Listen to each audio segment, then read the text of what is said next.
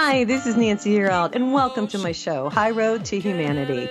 In every episode, I tell you powerful true stories filled with great wisdom that you can use in your own life as you strive for a higher road to travel. My featured guests will have their own unique stories to tell that enlighten your mind and your soul. So kick back, relax, and learn the secret to success when you take the high road. First touch, strong connection, it lays deep in your soul. Hi, this is Nancy Yearout, and welcome to High Road to Humanity. And I have a lovely lady here today. Signe Myers Hovem is visiting us today. She is an empath. We're going to talk about empaths. Now, I got to say, this is a subject that's near and dear to my heart because I am empathic. And it's always nice to have somebody come on the show and talk to us about what it's like to be an empath. A lot of people ask me, different signs. Her book is called The Space in Between. It's an empath's field guide. So if you're watching me on YouTube right now, you can see her book. It's really pretty, actually, the cover. Let me just give you a little information. The Space in Between captures the essence of what it means to live as an empath and demonstrates how an ordinary person can open up to living an extraordinary life.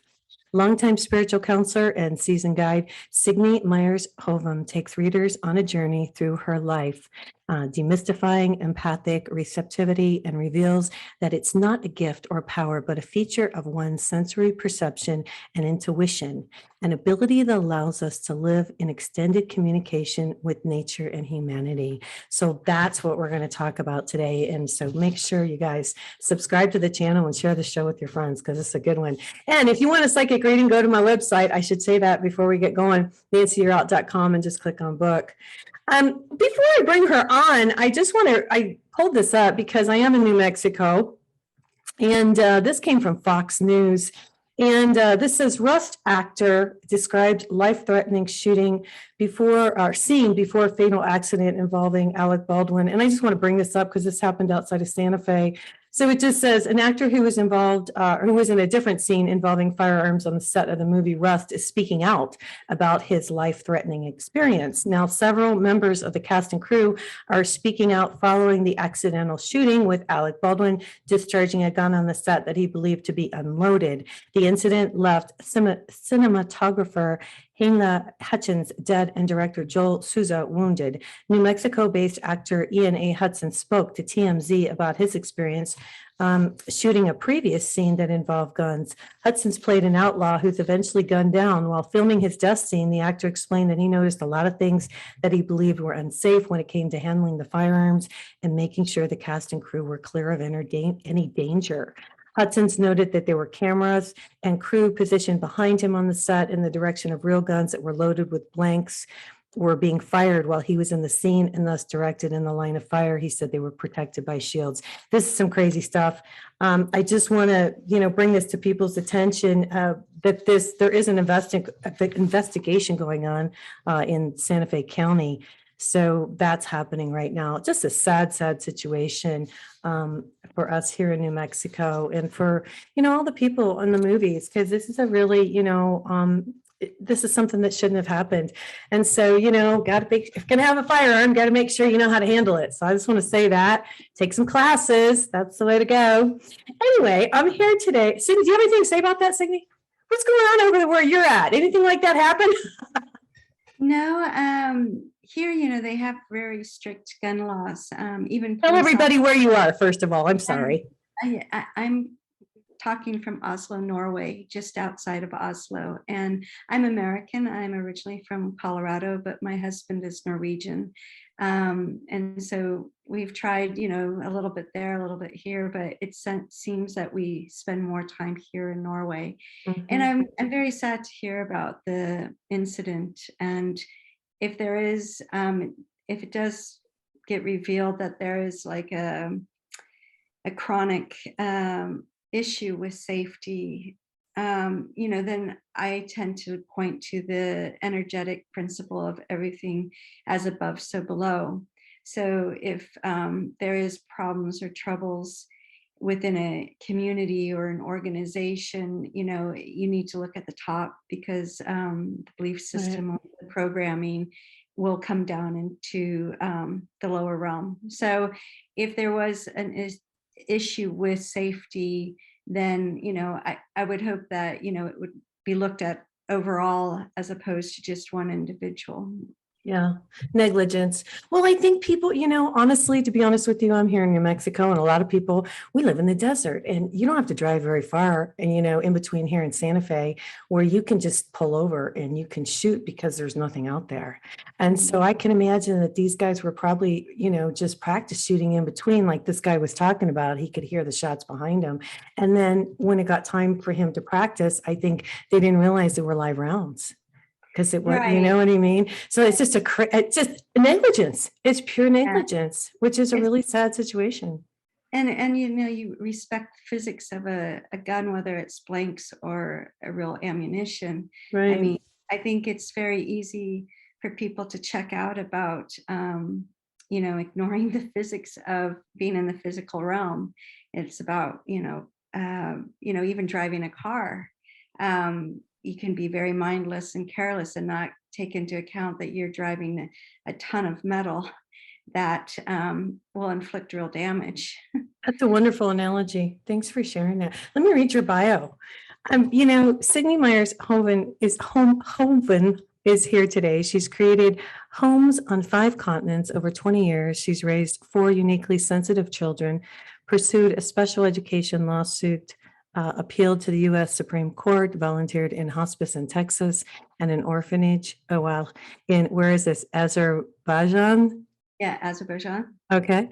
Worked as a spiritual counselor in Houston, Texas, and taught workshops and training in the art of being an empath and the power of language in many countries around the world. She splits her time between Boulder, Colorado, and Oslo, Norway. Welcome officially to High Road to Humanity, Signe. I'm so glad you're here. Tell us your story. I mean, I'm an empath, and there's a lot of empaths out there, but I want to hear your story because this is an awesome book. There's a lot of information here, but talk to us about your story. Yeah, my story is that, first of all, it took me a very long time to write this book, and I actually had to take a lot out. It is a lengthy book. It's very intentional. It has prompts and reflections. So, it's meant to be a book and a guide to self-discovery. And, any readers out there or people interested in it, it really is a guide. And, read it several times, read it slowly, go back over, And so I just invite you to explore your own sensory nature with the book. I wrote it because I'm a spiritual counselor, and I kind of joke sometimes, I don't have a business card that says empath on it. I just happen to be an empath who is a spiritual counselor. And back in 2007, I was working at the Spectrum Center in Houston, Texas. It's a large counseling center. And I was on my lunch break, and I was at a grocery store, and there was an Oprah magazine. And on the cover, there was a subtitle, "Beware of the Sponge People." And I was really intrigued. I was very happy to see something of this nature being on a mainstream magazine. Yeah. So I put it in my cart, and I took it home to read. And it was a lot of advice. It was given, in a sort of protective way that, there was ways to protect oneself. And there was also a lot of kind of fear-based language, unfortunately, being used. I know it was around the time that Harry Potter came out, so maybe the publisher was playing off of that, but, it'd be like the dark arts and different things. And I was really struck by, reading this this person doesn't quite understand what empathic receptivity is. And the more I kind of tuned into how people use the term empath or empathic, and some of the forums even you would come across, there was a lot of fear base and a lot of, just for me, I just think a misunderstanding or misperception of what it is exactly. So that required me to do kind of an independent study for myself, because my spiritual life I've traveled a lot. I've lived in remote places. I haven't had a lot of external resources. So by that default, I kind of turned inward, and I discovered you have most of the resources you need inside you. And Right. so I really took, years to grow into this book. I, I will briefly share that almost 20 years ago, I had a vision and a meditation where I was reading a book on the last page, and I turned the page, and it was so satisfying. It was like all the answers were there, and I was content. And I remember in this vision, I go, "Oh, where is this book? I want to find it. It's got all the answers." And I turned the book over, and my name was written on it. Oh my gosh. And so it freaked me out, actually, because I was like, oh, I can't write this book. I don't know I have no idea even what the subject matter is of this book. I just knew how it made me feel. It Right. made me feel seen. It made me feel witnessed. It made me feel complete. And so for many years, I avoided writing this book. But then slowly I started to see how much I was devoting my time and energy to talking about what it is to be empathic. And I'm like, okay, this is the book. Yeah. And I had to grow into it as I discovered for myself what happens energetically for an empathic person. Let's talk about it a little bit more when we Yeah. come back from commercial break. You guys, her book is called The Space in Between, and we're going to talk about the title too when we get into this conversation. It's an Empaths Field Guide by Signe Myers Hovem. This is Nancy Yearout. This is High Road to Humanity, and we'll be right back. I had to stop. Hi, this is Nancy Yearout. This is High Road to Humanity. I'm here today with Signe Myers Hovem, and her book is called The Space in Between, an Empath's Field Guide. And I'm asking her, I'm an empath, so I'm asking her questions, you guys, on the break. But my question, I guess, is, you say, first of all, let me rewind it a little bit. First of all, you say that you're not born an empath, that you become empathic. And that's the first thing that I saw that really kind of shocked me a little bit, because I thought, okay, I've always been empathic, but you say that happens over time. No, I'll correct you just a little bit. I Okay. say that you are born empathic, but you become an empath. Okay. And there's this arc between being kind of an overwhelmed, perhaps even unaware empathic person who's receiving a lot of information from the environment. And because you do not understand, or you don't have the awareness that you are energetic as well, and you're receiving this information, we tend to think if we feel it, it must be ours. And so there's a lot of individuals who are empathic who have an overwhelmed relationship with the environment, with society, being out in social situations, because they do not understand that they, by their nature, their empathic nature, they are taking things in from the environment. To be an empath, I say, if I hear someone say I'm an empath, I would hope that means for them that they're aware they're empathic, and that they can pick up information, and they also know what to do with that information. Right. And because you'll probably agree somewhat with me, life presents you with lots of challenges and tests and opportunities to learn about yourself. And we need life and our life experiences to create a knowingness and a relationship, to our life experiences and the people in our life. And so to have that spiritual maturity, that ethical understanding, this is where an empath, a functional empath, really balances in this ability to know that they're picking up something, not to take it on, but also to distinguish, do they witness it, or what do they work with it energetically? But passively, I mean, all empathic sensitive people, we pick up passively. So this is where one of the big misconceptions is that I've entertained or talked to people, and they're like, they get nervous when they hear I'm an empath because they think I'm going to violate some privacy Well, boundaries. you'd have to tune in if you wanted to. I mean, I'd have to.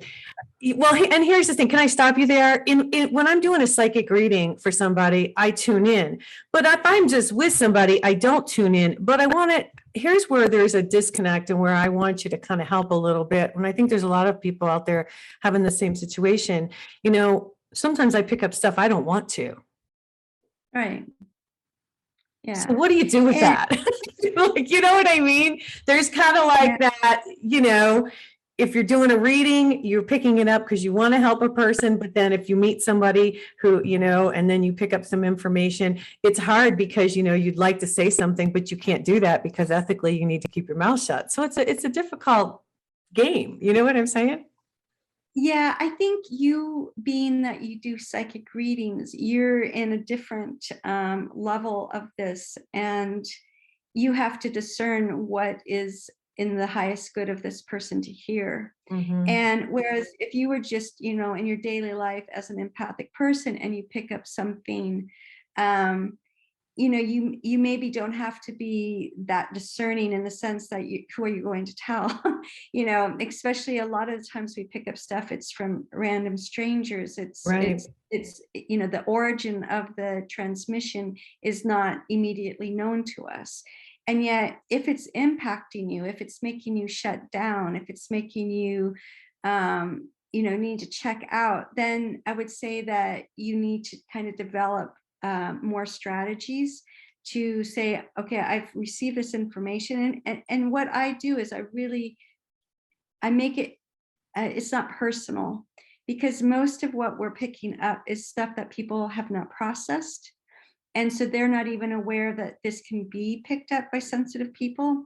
So once I establish that what I'm picking up, the person who emitted it doesn't even know they admitted it, and they haven't processed it. They've either been in denial, they've been in a difficult situation. So they've kind of, you know, and their energy fields might be porous. They might, you know, have it might be many reasons why it's easily pushed out into the space that a sensitive person can pick up. So once I realized that it's not intended for me, it's not malicious in nature to me personally, I can have the distance enough to have compassion, and I can discern from compassion, you know, if I know the origin, do I say something to the person? But then you have to be prepared for that. You may be crossing a boundary there.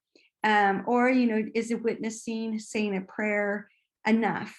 Naming it, because if the person's not processing it, they haven't named it yet. And by naming the sadness or grief or betrayal, you help to kind of bring form to the energy. And it's remarkable. I have done house clearings where I would name certain feelings in a room, and that person's whose bedroom it is immediately has an epiphany.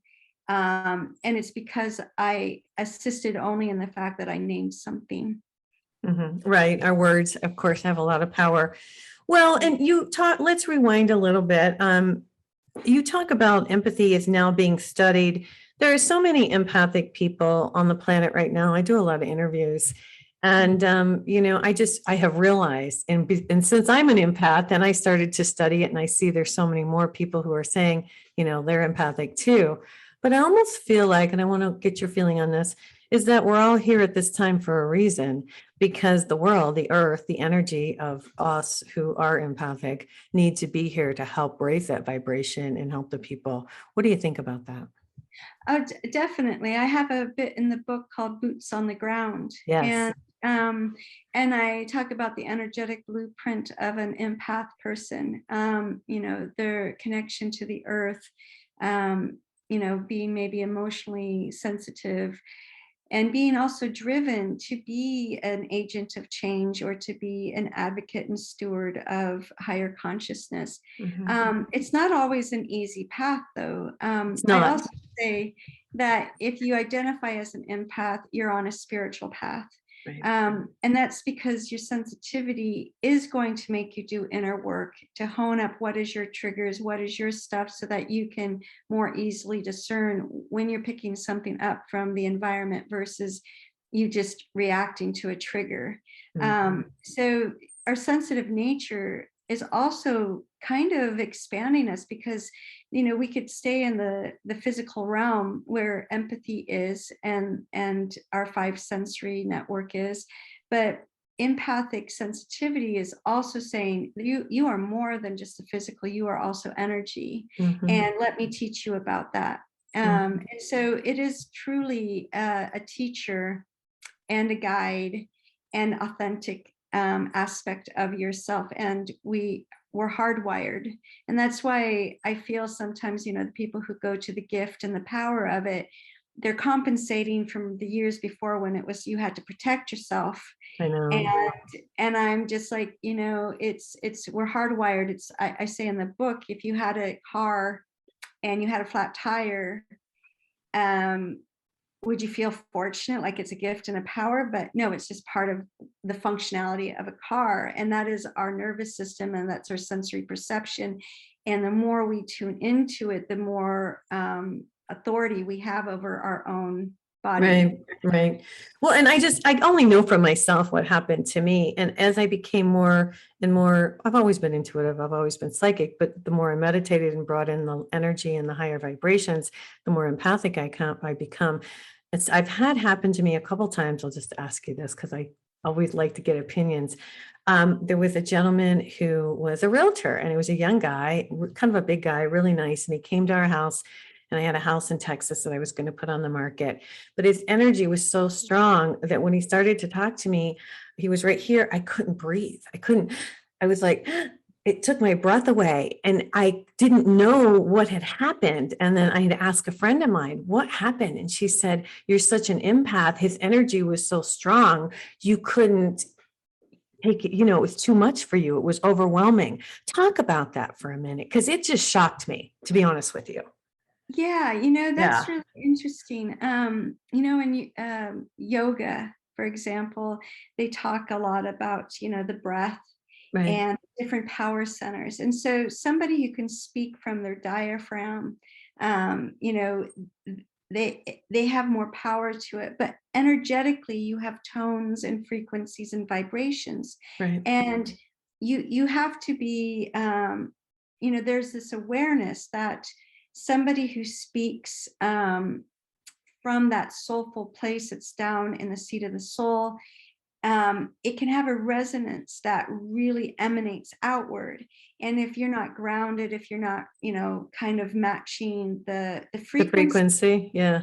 it can knock you. And but at the same time, you can have people that, their their personality is to be big and loud, and they kind of Mhm. let it kind of fall forward, and that's more of a personality and a way of communicating, Mhm. and probably very insensitive, because not everyone can handle a loud Right, boisterous. the energy. Yeah. Well, let's talk about boundaries when we come back from commercial break. How does that sound? Because you write about boundaries in your book too. And her Okay. book is called The Space in Between. It's an empath field guide. This is Signe Myers Hovem. Give everybody your website. How do people get in touch with you if they'd like to? Yes, it's www.smhovem, HOV as in Victor, E as in Edward, M as in Mary.com.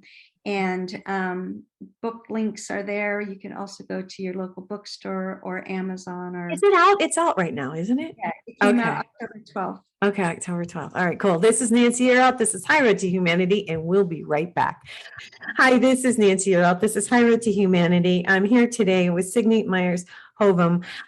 Her book is called The Space in Between, an Empath Field Guide. We're talking about boundaries, and I'm glad you're here today. I tell people what I know to do to protect myself. I take a lot of sea salt baths. I sage my house quite a bit. I'm walking around with salt in my pockets all the time to try to dispel some of the energy. Of course, I do the crystals, and I do, the black onyx and all of that. What can we do? I mean, I know we have to have boundaries, but talk to us about some of these things. Well, mine might not seem as sexy as all that because I think once I was traveling so much and I'd be in places where, I didn't have those resources, Right. I realized, I needed to find a way to do boundaries without having needing of the accessories. Okay. And so what I really discovered, and I come heavily back to language, is the I am statements, because the I am statements are very profound and powerful, and really they're held at your core. And energetically, we have a central core, a central line that goes down through the center of our energy. And Mhm. your ability to say, I am fill in the blank, is really going to test you if you can walk the walk. And so by saying I am an empath, I am strong, whatever your word is going to be, the Sure. environment's going to not test you, but they're going to take you at your word. Now, watch the pun on that. They're going to take you at your word. So if you are working with affirmations and you're saying, I'm beautiful, I'm beautiful, I'm beautiful, but you don't necessarily hold that truth, Right. you're going to be self-sabotaging, and you're going to draw to you events or episodes that really test that. Mm. So, with boundaries, knowing yourself and being able to say that, I am safe, I am protected, I am wise, I have everything I need. And I have my own authority. And it's a lot of authority. When we get wigged out energetically, it's because of some sort of displaced authority.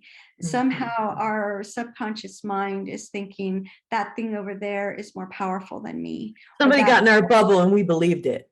Yes, yeah. So, Mhm. it's a lot Sorry. of, no, but so for me, getting people to do I am statements to their core, understand where their subconscious mind wants to, not go on board all the way, is a boundary, because whatever you're self-conscious of, that is like Velcro in your energy fields, and whatever will match it will stick to it. So I say to people, the best work you can do for finding what is your work is to write down your list of what you're self-conscious about. Because that is the Velcro, and you want to take off all the Velcro. You want to be resilient. And Okay. you want to be So less. then do you make up I am statements? So you write down what what you're concerned about, and then you make I am statements about those, and then you say that, because I'm big into affirmations and it's the power of the Yeah. spoken word. Yeah. Okay. So that's what But you're you saying. have to do more than just write it. You have to feel it. Right. So you need to conjure, what would that feeling of being safe feel like? Mhm. And the more you work with your emotional body, it's like Mhm. fuel, and it helps with manifesting. So you need to, in a way, you need to name it, but then you have to let go of the name and go to the feeling. Because when you can go to the feeling, you've let the mental mind drop down and not predetermine what the outcome needs to look like, because this is part of mystery. Right. If you just focus on what you want to feel like, it can show up in any form. Right. And then you can recognize it. And when you recognize that feeling, just like I recognize the feeling I had about that book, the end of the book, I Mhm. hope people who come to the end of my book also have that feeling, Right. and Right. so but for an empath, there's a secondary boundary. And I write about this, that the boundary for an empath is the ability to pause when you pick up something and say, is this mine? Right. Because I think it's very easy to do knee-jerk reactions that, oh, this is mine. And we take it on, and it's very difficult to process somebody else's stuff. Yeah, I agree with that. As an empath, we are attracted to narcissists. I will say that. And I was married to a narcissist. And what happens is, I just want to say this for people so they understand, is you take on all their stuff and then they kind of steal your energy, is what happens. Talk about that a little bit. There's a lot of narcissistic empathic relationships going on out there. I do, yes, but you know what? I'm going to say they were probably a brilliant teacher to you. Yes, yes, Yeah, yes, yes, that's because true. that's the fastest. You talk about having an accelerant added to your life to learn about your sensitivities, do that empath narcissistic duo thing, because it will teach you about boundaries. It will teach you about your I am.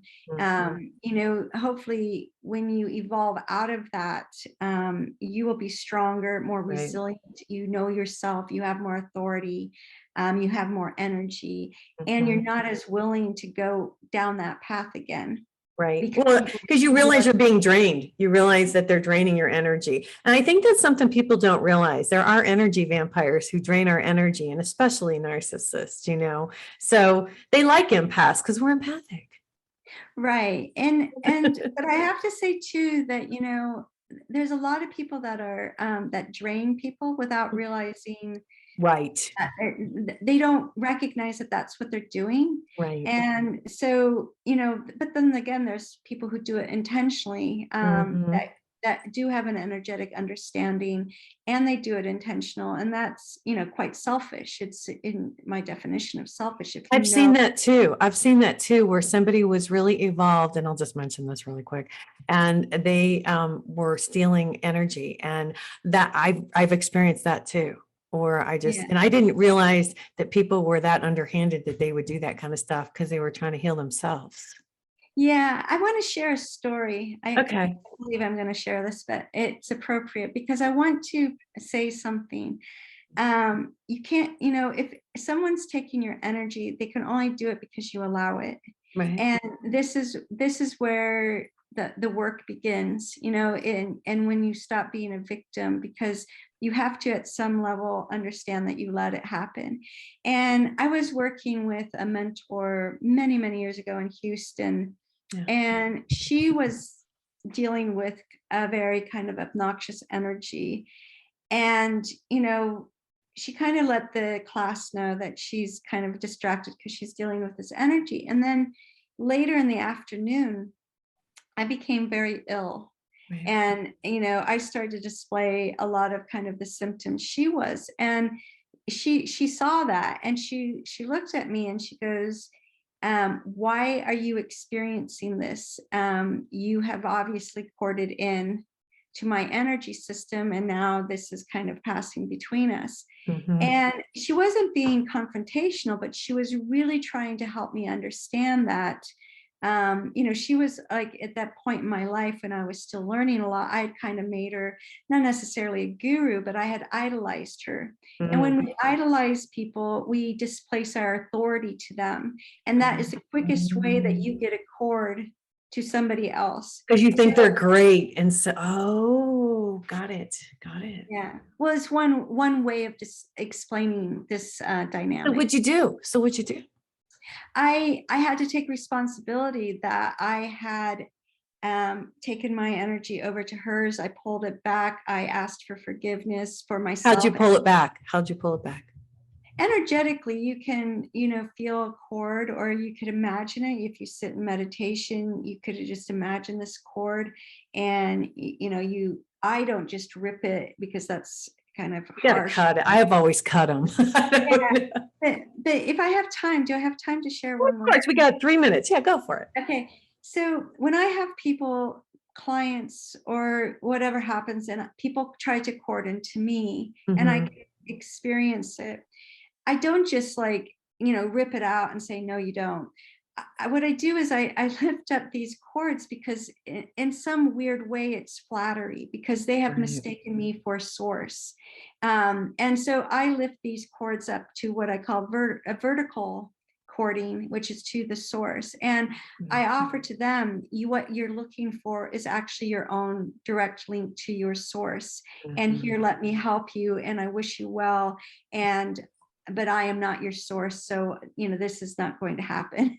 That's the nice thing, actually. that you do. Yeah, so Yeah. I'm just always about, how to come back to compassion. No, I think that's wonderful. I'm really glad that you're telling us all these stories. Now, when we come back from commercial break, I want you to talk about the name of the book, The Space in Between. You say it's the physical and the non-physical, and I'm going to read something, you guys, that she wrote that I thought that was really cool at the end of the book before we go to commercial break here.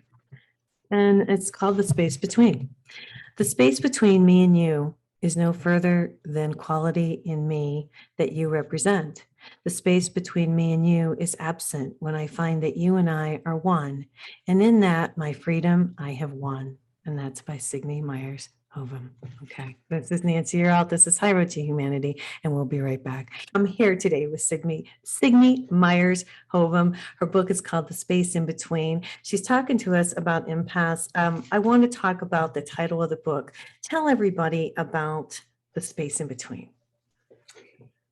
This is multi-layered, and I kind of bring it as a thread throughout the book. But the space in between is simply as being heart-centered. On the energetic anatomy, your heart is the keystone, the bridge between the spiritual and the physical. And when you can be in your heart and be compassionate, it allows you to kind of take spiritual principles, which are theoretically, until you can apply them. And your physical life is the lower chakras. So here is where theory and application meet. And sometimes it doesn't add up, sometimes the idea that love and forgiveness, but yet every relationship you've ever had hasn't really shown you the true love and forgiveness. So this is where a lot of heart lessons come into. But the space in between is also language. The spiritual realm, you can have states of being, you can have something so ethereal it doesn't have language. But as you get closer and closer to the physical realm, everything is named. You look around you right now, you can probably, there's nothing in your reality that you cannot name. And so empaths, it's the naming and the language that we use to stay centered. We feel something, we name it, we maybe help courier it through into the physical world like a surrogate, that, okay, this is a feeling that somebody has emitted, its origins, I'm not sure, but it's toxic to this environment. I understand that it's, shame. And I offer it a way to transform. And I say a prayer, I say whoever has originated shame, may they know themselves in the light of their true nature. And, I offer it to the land. And so I've kind of lost my train of thought. No, that's okay. That's perfectly fine. What you're saying is, and let me see if I understand you. So if I pick up some kind of negativity, and I guess I always just try to send it to the light. Is that Well, what and you? that's Yeah, what you're, that is, one form of the way of to saying do it. it. Yeah, Yeah. yeah. And, also like when people will be surprised that some of the most uncomfortable energy for me to be around is exuberant joy. Right. And, I've been in, auditoriums where, parents who have learned that, or they feel that they can't be emotional, so they choke it in, they hold it back. But what happens is that gets flushed out then into the energetic realm. And then Yeah. I'm hit with all this joy and exuberant happiness that no one is expressing. And it can be overwhelming. It can, I can feel my throat, kind of get tight, my Yeah. chest get tight. And Right. I have to physically move it by either clapping, or I will be the one with tears down the face because Right. I'm not Right. processing for everybody else, but I'm trying to transmute it in a way. And so being physical, I'm a physical empath, which means in my early days, I'd be going to the doctor talking about phantom pains, and I'd have so many tests and they were inconclusive. And it was only when I discovered that, I'm a physical empath, and that's why I can feel people's physical discomfort actually in my body. Or if I have a client, I can feel what's going on with them because, my liver might get warm or my knee starts to twitch. Right. And so when you're a physical empath, you do have to really know your own injuries and your how your body communicates to you. And I would also advise people to get a glossary started, because when you feel something and you feel it again and again, and it's like a pattern. Like for me, pins and needle in a space is usually repetitive, negative thought forms. It's Okay. projections. So, I start to work with this glossary. My body and I create this relationship. Oh, when I feel that typically means this, but Mhm. also not to be so rigid to think it always means that, because there's always mystery and there's always another level to be revealed. Right. And yeah. Well, what it makes me realize is, when you're taking on somebody's pain is emotion. And Mhm. that's what we're starting to realize. I hope the scientific and the spiritual can get it together here on this one, because pain is all emotion. I had a medical intuitive do a scan on me, and I told her, oh, I had something. And she said, oh, that's emotional. Anything I had, there were two things I had, and they were both emotional. And then I kind of got rid of them, and then I don't have the pain anymore. No, So isn't it our crazy? yeah, our body is the last messenger, and it wants to store. And Yeah. when it can't store it anymore, that's usually when it comes to the surface. And either you're going to look a certain way and a friend will see it and say, I think there's something wrong. Do you want to talk, or do you need, are you not well? So the body is so, we should really have so much reverence and respect and honor it. And so when you come back to your I am statements, that's what I mean. Feel it in your body. What would your body feel if it was safe? What Right. would your body feel if it was truly self-loved? Well, you say here in the book, I wrote down some of your quotes. You say, our connection to the physical, emotional, mental, and spiritual subtle realms is what identifies us as an empath. And then you go on to say, whether we choose to or not, we will in time wear the deeper part of who we are as a new skin. That came from Mark Depot, author. I thought that was pretty good. Yeah. Yeah, you talk about these things. And then in the book, she also talks about, we got about 6 minutes, being connected to the earth. And I want to talk about that a little bit. Staying connected to the land and sacred space. You talk a lot about, and this is something I wanted to ask you about, you talk a lot about holding the energy versus holding the space. Will you talk about that before we get out of here today? Yeah. Holding energy is kind of it's a program. It's a belief system. Mhm. And one of the examples I use, if you had all your family generational programming in a suitcase, and Yeah. you're told to hold it and to Yeah. walk around with it. And that's exhausting, not, so we hold on to things, which is fine, because sometimes, I say that people who don't process, it gets pushed out. And so when we own something, even though we might not have processed it, but when we have self-awareness and we say, you know what, I have a wound around that, or I have a trigger, and I'm holding it for some reason, or Mhm. like when people are in repetitive loops about a story and it never changes. I have a very cute story. I was going on and on about a loop I had with my daughter, and she was quite young and slightly precocious. But she one day said to me, she goes, Mama, does the ending change?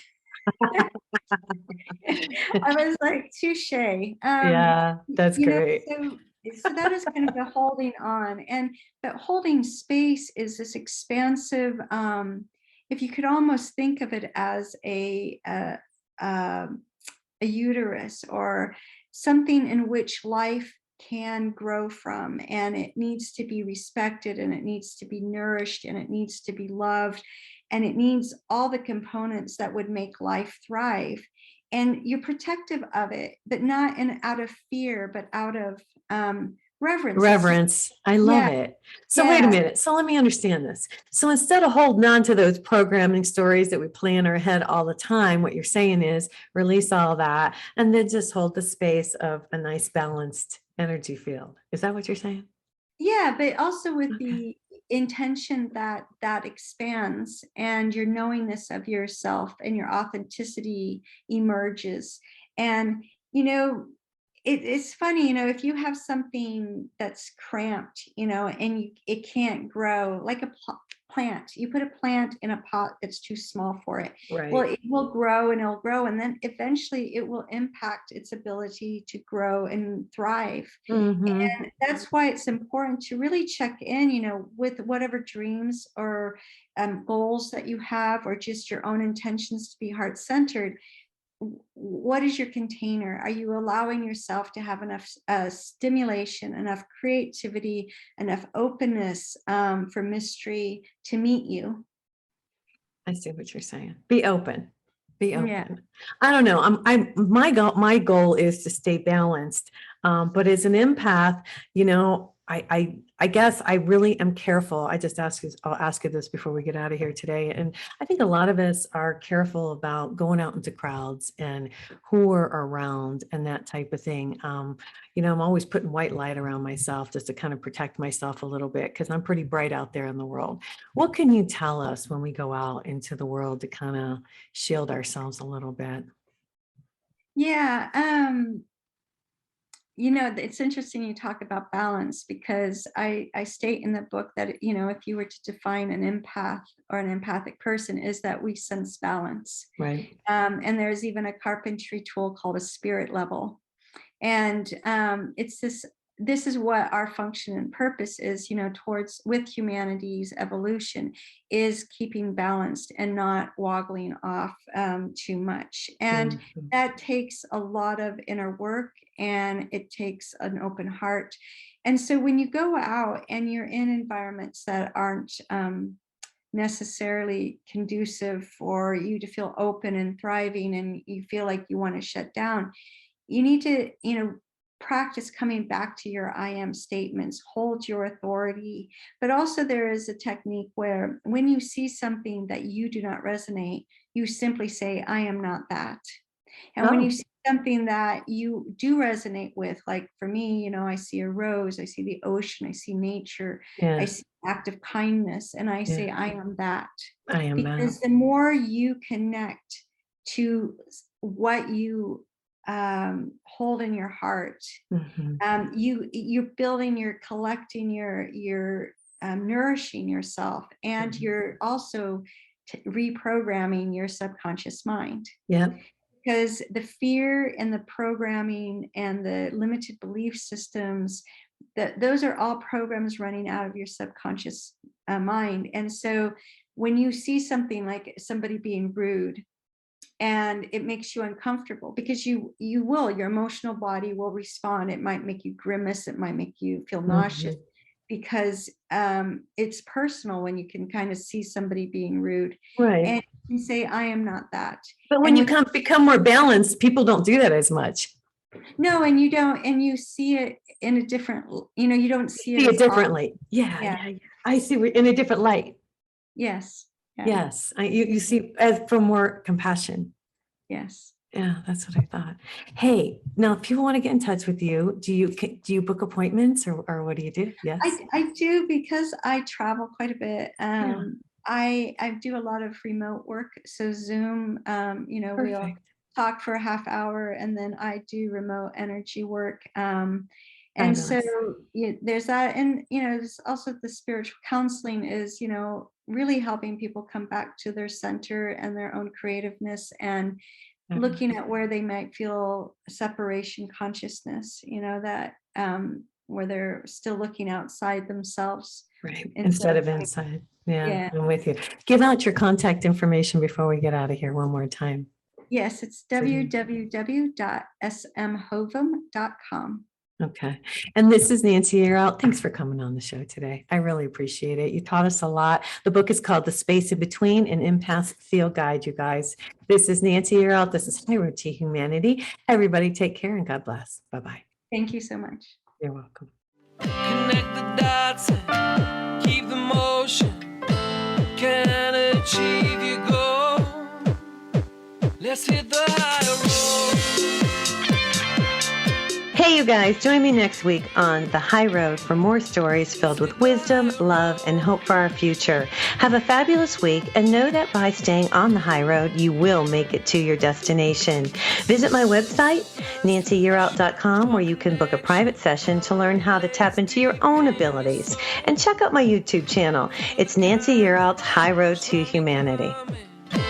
You can achieve your goals.